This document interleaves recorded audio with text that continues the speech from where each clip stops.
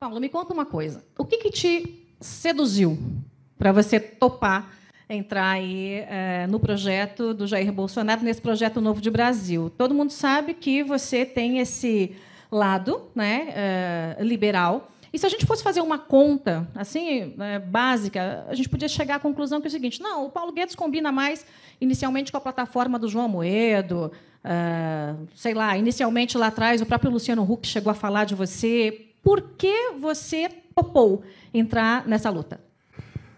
Eu, na verdade, recusei vários convites e sondagens para ir para o governo. E a única vez que eu considerei seriamente lá atrás foi quando era um programa liberal, de um candidato liberal, era 1989, era a primeira eleições diretas que nós teríamos, e o programa era do Afif. O Afif me chamou, me pediu para preparar um programa, era o Juntos Chegaremos Lá, e, na verdade, tinha um programa econômico.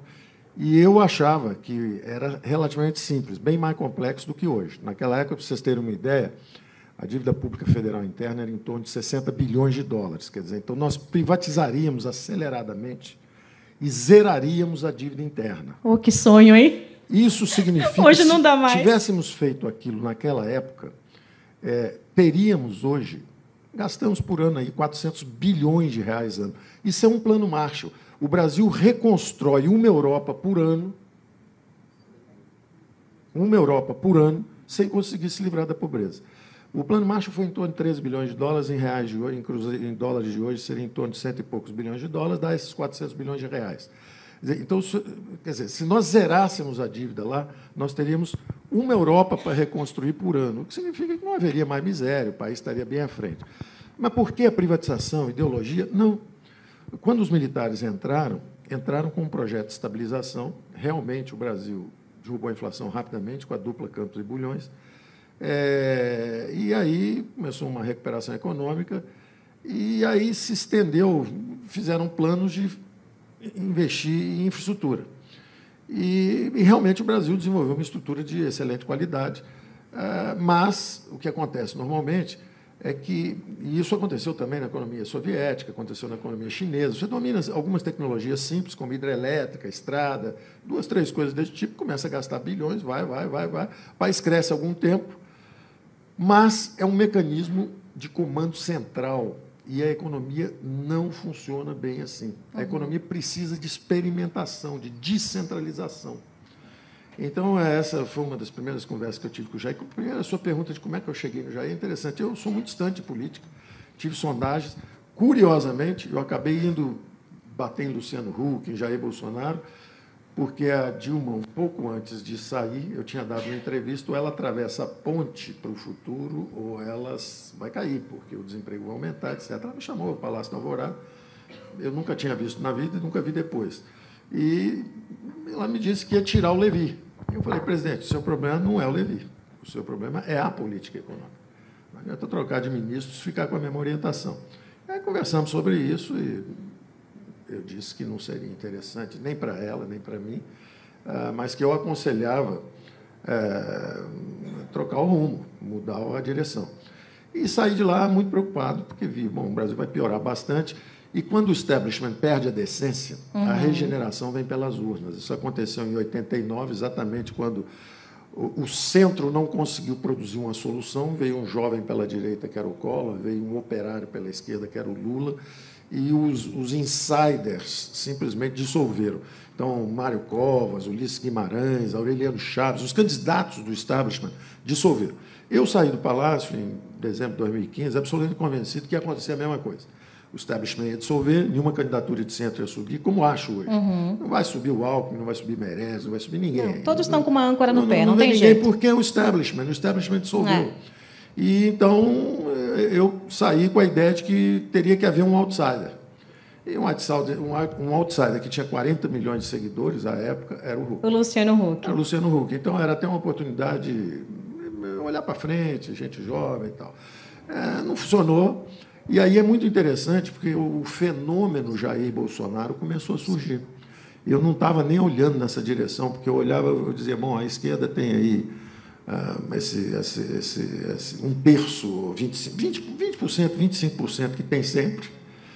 Quem define a eleição normalmente é o centro. A direita também tem sempre 20%, 25%. Quem define é o centro, só que o centro está vazio. E eu acho que esse centro está começando a perceber esse fenômeno do Bolsonaro. Então, o Bolsonaro me chamou para uma conversa e me fez 2 ou 3 perguntas que me impressionaram bem. Né? Ele falou, Paulo, preservação de vidas, de propriedades, isso é função básica de governo. Você acha de um país onde morrem 60 mil pessoas todo ano, não há segurança para as vidas, para as propriedades, nossas famílias estão inseguras e tal? Eu falei, essa é a razão básica pela qual o Jair começou a subir. É exatamente, é a função básica de governo. Se você for a Thomas Hobbes, o Leviatã, a natureza é vermelha nas garras, nas mandíbulas, o homem é o lobo do homem. Contra essa ferocidade do ser humano, nós precisamos de um ser artificial forte, absoluto. É o Leviatã. Ordem, preservação de vidas e propriedades. Aí você vai ao John Locke, do governo civil, a mesma coisa. Como é que uma nação vai ser industrials, né? Como é que uma nação vai trabalhar se o fruto do seu trabalho não é assegurado, etc. Então, a razão básica do Estado de Direito, dos constitucionalistas britânicos, a razão básica e essencial de um governo é a preservação de vidas e propriedades. Então, as pessoas estão em choque, não percebem por que o Jair está subindo, mas ele está subindo porque ele defende uma função fundamental de governo. Não há progresso. E aí Não há progresso sem ordem. Né? Tem que botar ordem agora para o progresso vir automaticamente. É o básico. Aí não é automaticamente. Aí é que é a brincadeira que eu fiz quando nós começamos a conversar e a mídia perguntava, mas você é um liberal conversando com um general estatizante, como é que pode isso? Não entendo e tal. Eu dizia, olha, vocês estão impressionados porque a ordem começou a conversar com o progresso? O progresso não sou eu. O progresso são as ideias liberais. São as ideias de que a grande alavanca, a grande ferramenta de enriquecimento, na verdade, mais do que enriquecimento, de valores, de tudo isso, é justamente o pensamento livre, é a liberdade. E enquanto as pessoas acham que o Ocidente está numa crise de valores também, enquanto o Ocidente está com esses problemas, o capitalismo está tirando 3,5 bilhões de eurasianos da miséria. Nunca houve, quem estiver olhando de Marte, nunca houve tanta criação de riqueza na Terra. Quem está olhando de Marte está achando que o mundo está... Quem está na Terra, quem está no Ocidente, acha que o mundo está em crise, porque tem uma disruptura.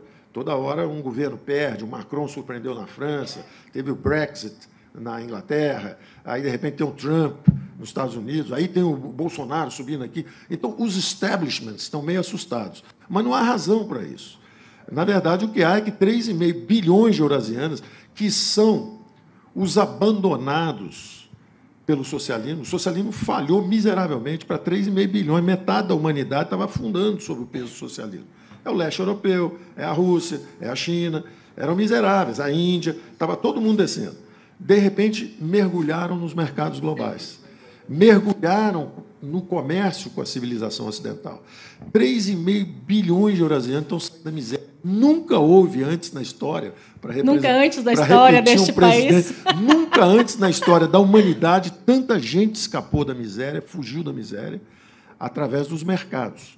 E, na hora que eles entram nos mercados, os salários não sobem no Ocidente.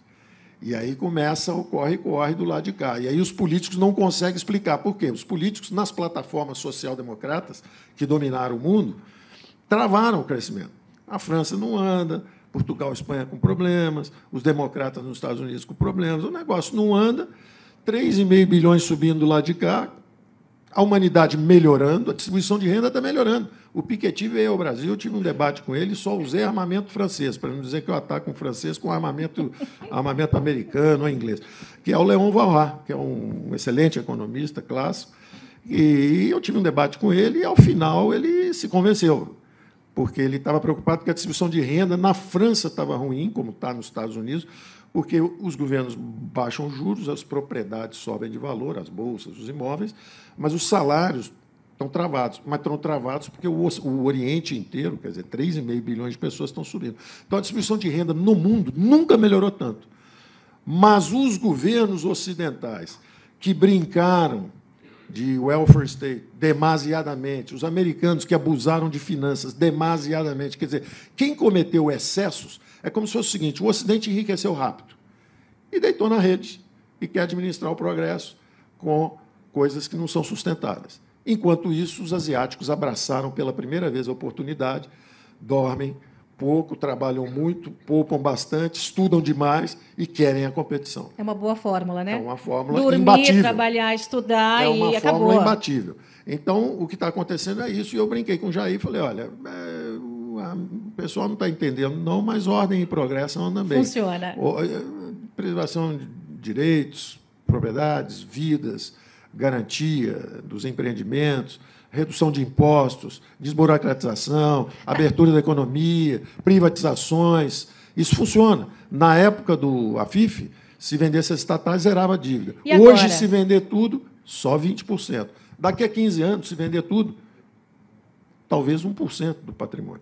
O que está acontecendo conosco é má gestão. Rombo, gente? O que está acontecendo conosco é uma má gestão, mas há muitos anos. Para vocês terem uma ideia, o tripé, famoso tripé, estava no plano do AFIF, Banco Central Independente, equilíbrio fiscal, flexibilidade no câmbio, privatizações. Então, isso nós podíamos estar há 30 anos nisso. Mas com essa conversinha, primeiro com a conversa populista, de congelamento de preços, foi o plano cruzado. Na verdade, o que houve? Políticos inebriados, depois de anos fora do poder, chegam e buscam fórmulas populistas.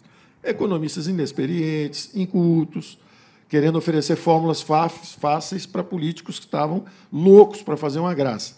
Foi feita a graça.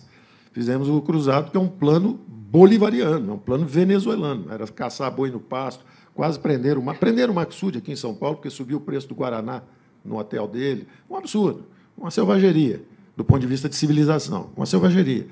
Mas a mídia toda, na época, apoiou o plano. Por quê? Porque era a redemocratização. Bom, fomos para a hiper.